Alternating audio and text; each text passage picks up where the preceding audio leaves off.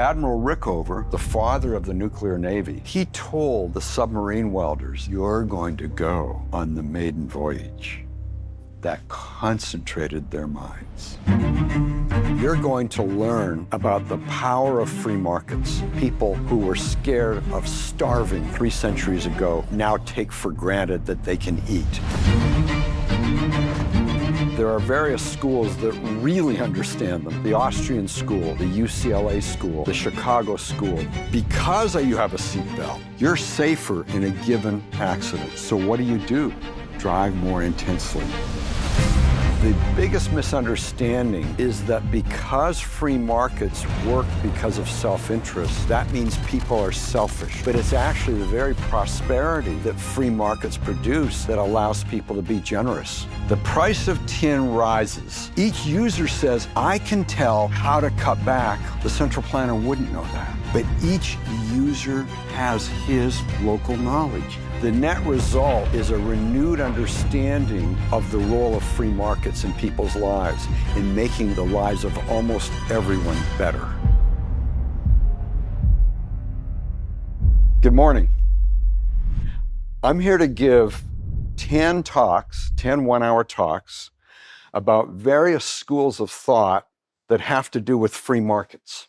There are a lot of different schools of thought that come in their own way towards the idea that free markets are pretty good things.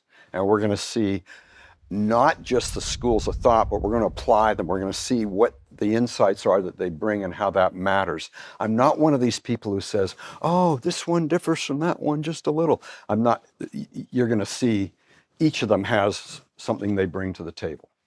So a little about myself. I was a senior economist for health policy from '82 to '84 with President Reagan's Council of Economic Advisors. And then I took on the energy portfolio my second year there. That's me on the right. And this is probably what I'm most likely to be remembered for, the Concise Encyclopedia of Economics. And you can find all the entries online for free, not the book, of course, but the entries, and I'm always updating them. There are new bios to write of people and so on. So let me give you the overview of the course, The Economics of Free Markets. Lectures 1 and 2 are what I call the 10 pillars of economic wisdom. And when I taught, for the last 20 years I taught, I started every lecture with these because they're so basic to economics, whatever school of thought you're looking at. Lectures 3 and 4 are insights from the Austrian school.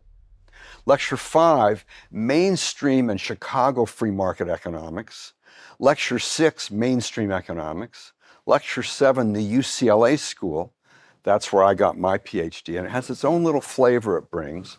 Lecture 8, the hockey stick.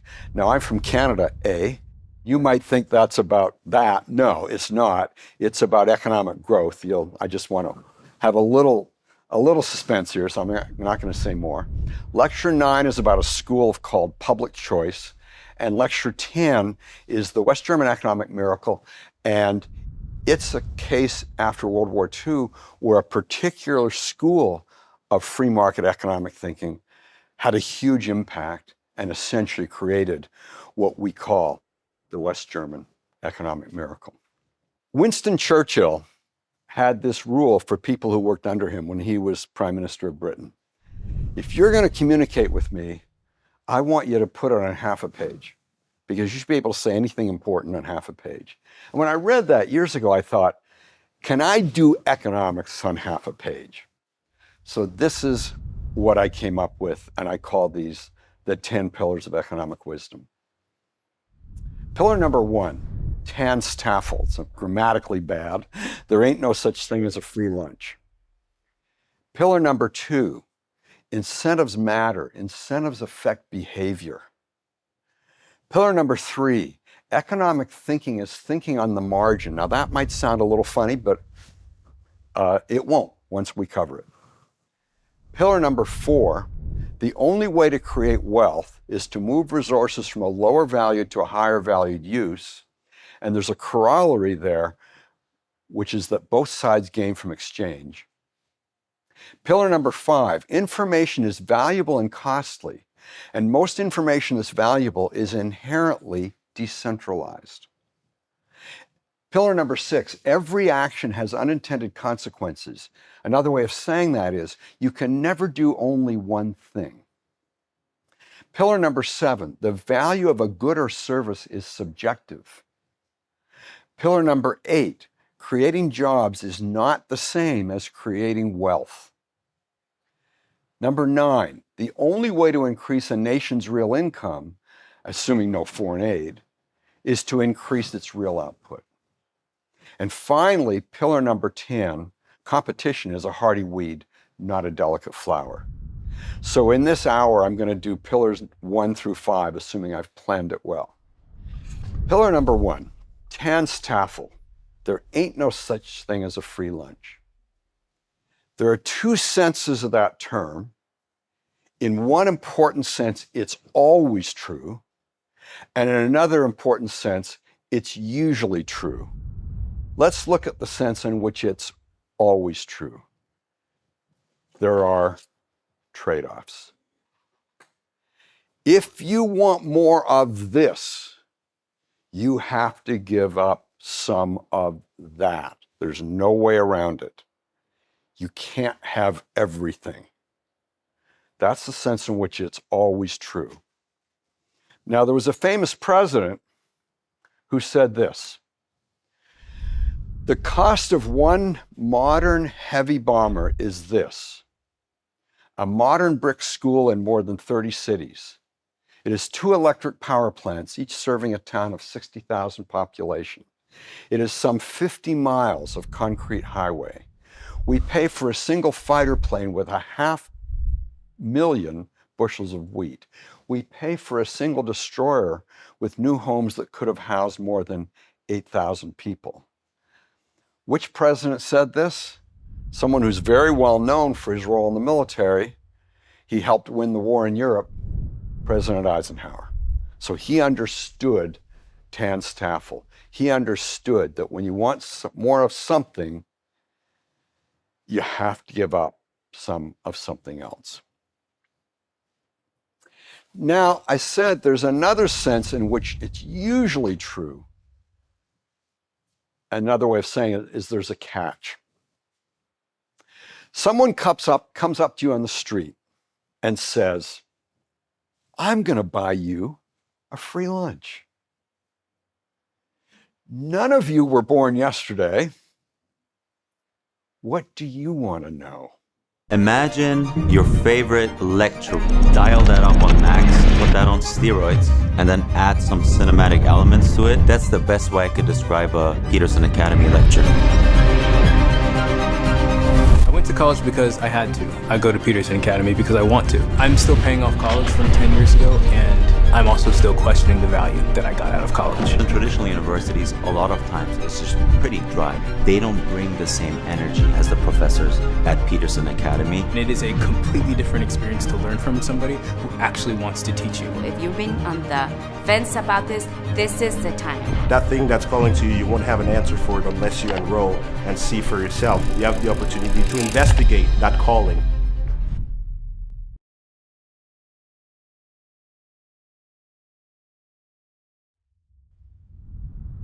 What's the catch? What do you want in return? Now, sometimes there's no catch. I'm in my 70s, and so far, no one has ever come up to me and offered me a free lunch without there being a catch. Now, my mother taught me a little saying, don't look a gift horse in the mouth. I don't know, you've probably heard that. And the idea is, I found out later what it meant. I just took it at face value. It turns out a way to judge a horse quickly, his health, is to look at his teeth. I didn't know that until some years ago. And so the idea is someone's giving you a horse, don't question it. Don't check the health. That's what my mother taught me. Well, what would we say with our understanding of there being a catch? We would say, always look a gift horse in the mouth. You might decide you still want to take it, but you want to do your due diligence. Pillar number 2, incentives matter. And this is one of my favorites. It just applies all over the place. And these are all true stories that I'm going to tell you. The Soviet economy was a communist economy, completely centralized control. They didn't have a profit motive. They didn't have private property. All the factories were government owned. So they needed a way to kind of come up with artificial incentives. So this first story is about a Soviet glass factory producing glasses, the kind you drink from. And they, of course, want to have an incentive to produce output. So the central planners in the Gosplan in Moscow said,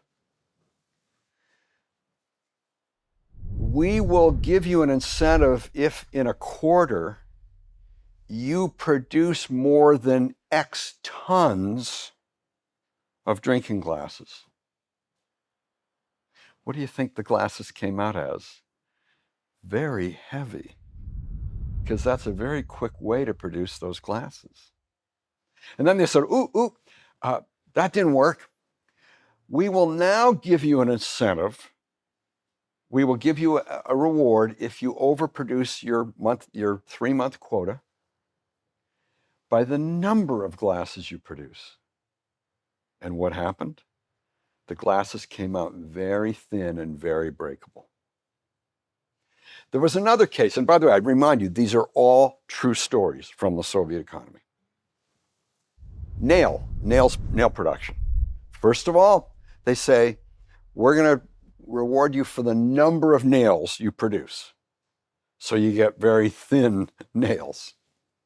Then, let's change it.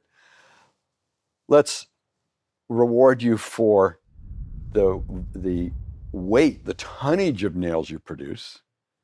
And so you got very thick, heavy nails. There was a Soviet publication called Crocodile that made fun of this in a cartoon. And it showed this big derrick holding up this huge 2-ton nail. And someone says, comrades, we have produced our monthly quota. That was a way to, they didn't do that, but it is a true story that Crocodile had this cartoon because they understood it. Australia was how people came from Britain to Australia. They were convicts.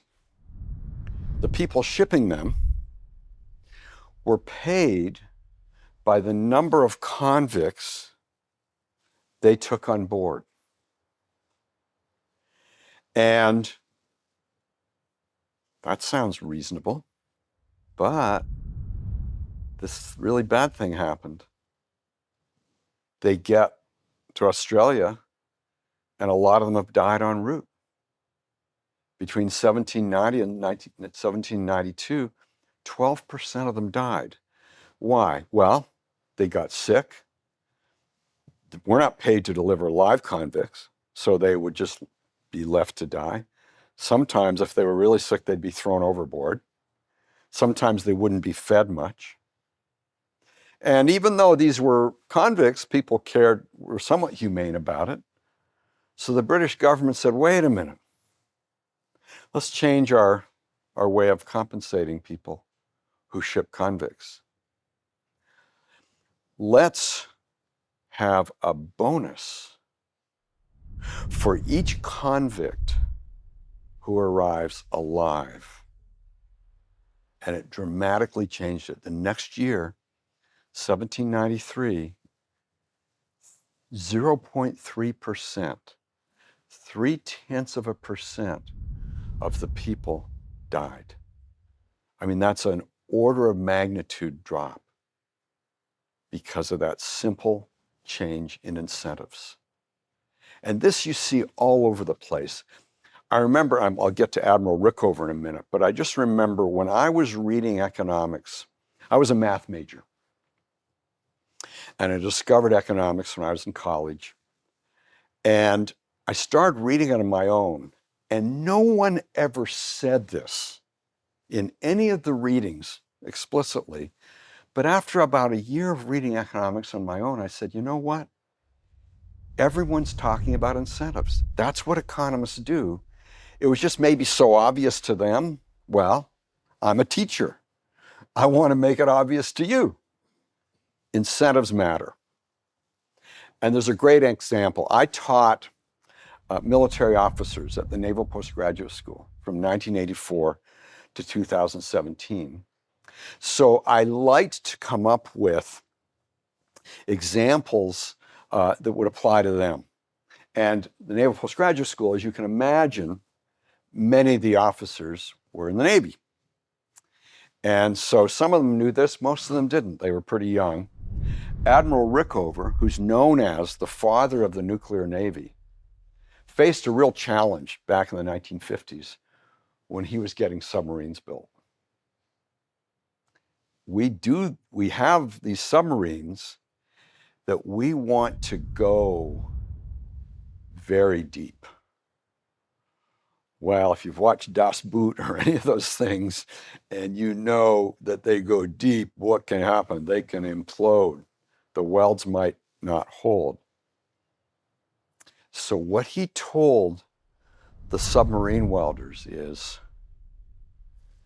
you're going to go on the maiden voyage, and we're going to go deep. That concentrated their minds. A lot of you probably, maybe you've taken some economics or you've never taken economics, but one of the big things in economics is a demand curve, another is a supply curve. That's all about incentives. The demand curve is downward sloping. Here's price on this axis, here's quantity on this axis. And so at a lower price, people want to buy more. There's an incentive to buy more. The supply curve is upward sloping. Here's quantity on this axis, here's price on this axis. At a higher price, people supplying it are willing to provide more. And by the way, that just simple understanding leads, and we'll talk about it later in a later lecture, leads to understanding why price controls are so destructive, because they keep the price below what the market price would be. So people want more, demanders, and suppliers want to produce less. Number 3, economic thinking is marginal thinking. It's not all or none, but more or less. So you hear people say, oh, when the price of gasoline goes up, people won't quit driving. And that's true. They won't quit driving, but they'll drive a little less. They might carpool. They might go to a store a little less often and do more shopping when they go. All those little marginal changes that matter. I've got an example of this. Years ago, I was buying beer for my birthday party. And I was looking at the choices, and I like Heineken beer. And I saw that there were 24 for $22, which was what I was used to. But then they had a smaller size, 18 for $20. And I'm standing there pondering, and just coincidentally, the Heineken guy who had just stocked it looks at me, laughs, because he thinks he knows what I'm thinking, and he came close. He says, "You're trying to figure out the average." And I go, "No, I'm trying to figure out the marginal." In other words, if I buy 18 Heinekens for $20, compared to 24 Heinekens for $22, if I go to 24, I'm buying 6 more Heinekens for only an additional $2. So of course I bought the 24. Thinking on the margin. It also matters when you think about things like marginal tax rates. We economists use the term marginal tax rate. What you probably have seen is tax brackets. So on your last few dollars of income, what are you paying on that? So a lot of Americans will look at their federal taxes and say, oh, well, I'm paying roughly 12 to 14% of my income in federal income taxes, not including Social Security. But if they look at the marginal dollars, the last dollars, they may be paying 22%, 22 cents on the dollar, or 24%, 24 cents on the dollar. And that matters. So let's say you're living in a nice area and you're doing all right economically, and you get an offer to go to a less nice area, but because of that, there's a bonus, there's a higher pay. If you want to decide, figure out what you're getting to make that move, you don't look at your average tax rate, you look at your marginal tax rate. So if you're in a 22% bracket and they're paying you an extra $5,000, well, you're going to pay 22% of 5,000, which is 1,100. And of course, I haven't even included Social Security, which takes another bite. Doesn't say you should move, doesn't say you shouldn't move. It does say that that's a good way to think about making those moves if you're looking at the tax aspect. One of the most powerful tools in economics, a senior colleague of mine once called this the tool, is to look at marginal benefit versus marginal cost. So you do some activity and you're trying to figure out how much of it to do. Maybe it's exercise. Well, you've figured out a certain amount. And then you say, okay, what's the marginal benefit? What's the additional benefit from, say, another 10 minutes of exercise? And what's the marginal cost from, say, another 10 minutes of exercise?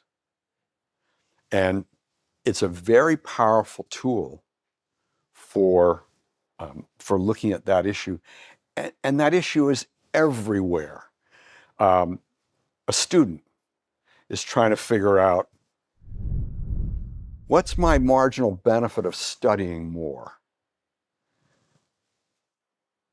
I get a higher grade. What's that worth? That's the marginal benefit. What's my marginal cost? Well, I give up other things. I give up leisure. I give up whatever. And so when I taught this to my students, I explained to them, you might decide, once you understand the power of this tool, that you're not going to go for an A. And so in a way, you're showing a lot of economic understanding by not going for an A because it's too costly. Now, thinking on the margin should lead us to reconsider a famous line that probably most of our mothers taught us. Anything worth doing is worth doing well. Well, let's think about that. There was an economist named James Buchanan, and we're going to run into him with the school of thought he was in, and he said once, a real test of whether you understand economics is, do you understand what's wrong with that statement? There are some things that are worth doing, but they're not worth doing that well. Now, if you're doing welds on submarines, that's not one of them. But how about, we have 3 cats, and we have these kitty litters. And some mornings I'm in a hurry, and after I've cleaned out the kitty litters, there's a little that they put over the edge, and I'm in a hurry, and I leave a little kitty litter on the ground, on the floor. That's probably a good decision if I'm in a hurry. It's back to marginal benefit, marginal cost. How bad is it to leave it on the ground and then get it the next time I change the litter or clean the litter? The only way to create wealth is to move it from lower valued to higher valued uses. So think about physical production, and one of the standard examples is agriculture. What do they do in agriculture? Well, they take land, seeds, fertilizer, water, labor, machinery, do all those things, and if everything turns out right, the output, the crop that comes out, is worth more than the inputs. They created value. I live in Pacific Grove, California, and years ago, we had a Blockbuster. Remember those? And then a new way of getting videos came along, and the Blockbuster changed into a Trader Joe's. That resource, that outlet, that physical space was moved from a lower valued use, it had become lower value, to a higher valued use. Now there's a corollary to that that really is as important as the pillar itself. And the corollary is that both sides gain from exchange. Think about something you bought. You valued it at more than the money you gave up, or you wouldn't have bought it. The person who sold it to you valued your money as at more than what he or she, what it cost him or her to make. So that person gained. Both sides gained. That is one of the most powerful principles in economics. Both sides gain from exchange. Now, one way to test a principle is to stretch it, to take an extreme example and see if the principle bends or breaks. So I'm going to give you, to start with, a made-up example. You're out in the desert.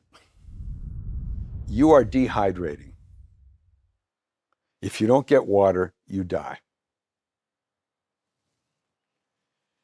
You're kind of crawling along on hands and knees, and in the distance you see this sign, Rita's Friendly Oasis. And it's not a mirage. You get there, Rita's there. You say, Rita, do you have water? She goes, yes. Oh, thank goodness. I need 2 quarts. And then I can rehydrate. I can make it to Addis Ababa and fly home. She goes, fine. That'll be $50,000. I should add, you have an American Express card, no limit. What do you say? By the way, when I asked some of my military students, the Marines said, I shoot her. And I said, well, you don't have a gun. You don't have a gun. And she does. So that's out. What you say is, I'll take it. Why? Because you pay $50,000. Your life is worth way more than $50,000. So Rita gains in the exchange, $50,000 probably minus a penny. You gain from exchange the value of your life minus $50,000. That's a big gain. And in fact, see, there's nothing in the principle that both sides gain from exchange that says both sides gain equally. And in fact, it might be a little surprising, but let's think it through. Who gained more? You did. Because if you value your life at more than 100,000, you gained more than 50,000, and she gained a penny less than 50,000. So why does this matter? It's a made-up point, but why does it matter? Because I've taken probably the most extreme example you can imagine of a monopoly. She's got a monopoly. And yet, even in that case, both sides gained. That's a pretty powerful principle. As I said, it's a made-up principle. It's a made up example. Let's take one that isn't. There are companies in the United States, Nike and others, that hire subcontractors in poor countries that hire people there for as little as $1 an hour, and sometimes they're 12, 13, 14-year-olds. And let's look at that case. Does the company that hires them gain? Yes. Here's the tougher one, but think about it. Do the people getting hired gain? Yes, they do. How do you know? Because they're there voluntarily. They took those jobs. So that's better than the job they would have had. And it was interesting because someone on NPR, National Public Radio, some years ago, went down to one of those countries, and you could tell from his report on the radio, he got a surprise. He was going to find all these horror stories. And what he found was people who were saying, you know what I used to work in? Agriculture. And you know what that paid? Less. And this was in the hot sun. Talk about sweat. So they were better off. And he talked to this one person who said, when I go back to my, where I came from, where I worked in agriculture, people see that I've put on 30 pounds, and unlike with me, that's a good thing. And they say, how do I get those jobs? And one other thing about that, there was a bill some years ago pushed by a US senator to fine US companies that set up and paid these kinds of wages. And this producer, I think it was rugs in Bangladesh, decided to lay off 2,000 children just because of his fear of this bill passing. And what did they do? Started hunting through garbage, started going into prostitution. See, the problem we Americans often have is we say to ourselves, I wouldn't want those jobs.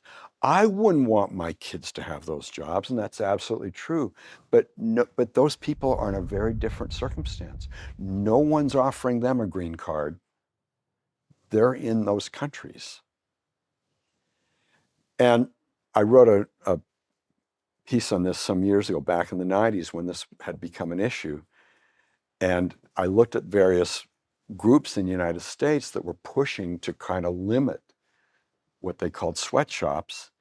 And I pointed out, you're looking at people who have a bunch of bad options, and they've chosen the best one of a bunch of bad options. If you take away the one they chose, you're making them worse off. So the way I put it is, someone who tries to get you fired is not your friend. And by the way, the whole idea of gains from exchange explains why it's so hard to fight the drug war. I mean, think about it. Drugs are illegal, fine. Someone wants to buy them. Someone wants to sell them. That's a voluntary exchange. So if you are say the buyer, you aren't going to go to the government and say, he cheated me on that transaction. And so they're not going to find, and how's that different from other crimes? Well, let's say you get robbed, you are going to go to the cops and tell them. Let's say one of your family members gets murdered, you're going to go to the cops and try to get that person caught. But this is a voluntary exchange. And that's why it's so hard to fight it. And that's why they get very intrusive in the drug war, checking people's bank accounts, having when you bring more than $10,000 into a bank, having to fill out a special form, all that kind of stuff. So as you can see, the whole idea of gains from exchange explains gains from exchange, why people gain, and it also explains a whole bunch of other things. Pillar number 5, which is one of the more subtle pillars. Information is valuable and costly, and most valuable information is inherently decentralized. Let's first of all look at the easy part of that, valuable and costly. If information weren't valuable, I wouldn't be paid to give these talks. People value it. If information weren't costly, I wouldn't have to be paid, right? So there's evidence right here in me, in this room, that information is valuable and costly. Now, one of the person who really drove this home, and we're going to get to see him when we talk about the second talk on the Austrian school, is an economist named Friedrich Hayek, who co-won the Nobel Prize in Economics in 1974. This is in 1975. That's me getting his autograph. Now, he was involved in what was called the socialist calculation debate. He wrote a famous article in the 1945 American Economic Review called The Use of Knowledge in Society. And we're going to talk about it in detail when I get to the Austrians, when I get to him. Now, his insight helps explain why the Soviet Union failed, why it was a colossal failure. Now, granted, he focused on information. Incentives mattered a lot too, as we've already seen. But I'm going to focus on the information part. And there was a book from a reporter named Scott Shane, who covered the Soviet Union from he was the bureau chief in Moscow for the Baltimore Sun. And from 1988 to 1991, so remember in 88 you got straight out communism, 91 you're starting the transition. So he got to see it at a very interesting time. And based on what he saw, he wrote a book called Dismantling Utopia: How Information Ended the Soviet Union. I think it was one of the best books of the 90s. And I'm saying that having even published my own encyclopedia. And here's what he said. He took the example of shoes. He said, my informal survey suggested that some of the longest lines in Moscow were for shoes. At first, I assumed that the inefficient Soviet economy did not produce enough shoes. And for that reason, even in the capital, Moscow, people were forced to line up for hours to buy them. Then I looked at the statistics. I was wrong. The Soviet Union was the largest producer of shoes in the world. It was turning out 800 million pairs of shoes a year, twice as many as Italy, 3 times as many as the United States, 4 times as many as China. Remember, China has a multiple of their population. Production amounted to more than 3 pairs of shoes per year for every Soviet man, woman, and child. So they got shoes. Here's the problem. The problem with shoes, it turned out, was not an absolute shortage. It was a far more subtle malfunction. The comfort, the fit, the design, and the size mix of Soviet shoes were so out of sync with what people needed and wanted that they were willing to stand in line for hours to buy the occasional pair, usually imported, that they liked. And here was his conclusion. At the root of the dysfunction was the state's control of information. Prices are information. That is so key. Prices are information. The information producers need in order to know what and how much to produce. In a market for a product as varied in material and design as footwear, shifting prices are like sensors taped to the skin of a patient in a medical experiment. They provide a constant flow of information about consumer needs and preferences. When the state controlled prices, it deprived producers of information about demand. I mean, I had this little thing I'd do in my class when one of my students nailed it, and I'd say, "I could hug you." Well, I could hug him. By the way, he moved from the Baltimore Sun to the New York Times, and he'd read about this tough question I'd asked one of George W. Bush's officials when he came out to give a talk. It got written up, and he wanted to know if it was unrecorded, and I said no. Anyway, I said, "Hey, I loved your book. That was great, the way you laid out Hayek's insights so well." And he said, "Who's Hayek?" So this guy didn't come to it from reading academic literature. He came to it from seeing it in practice in the Soviet Union. Another example of the power of decentralized information. September 11th, 2001 was a horrible, horrible day in this country. There were actually 3 bright spots on that horrible day. The first one, people evacuating the Twin Towers. The Port Authority, which owned those buildings, told people, "Don't get out of the building." And people kind of used their own information and their own gut feel, and a lot of them got out. I had a friend who had a friend, has a friend, I think he's still alive, who had his own little business, and he had like 20 people. And when the first plane hit, he didn't say, grab your computers, let's leave. He said, "Let's get out." They acted on their own decentralized information. They got out and they all lived. The second thing, grounding the planes. There were approximately 2,000 planes in the air over US airspace when that hit.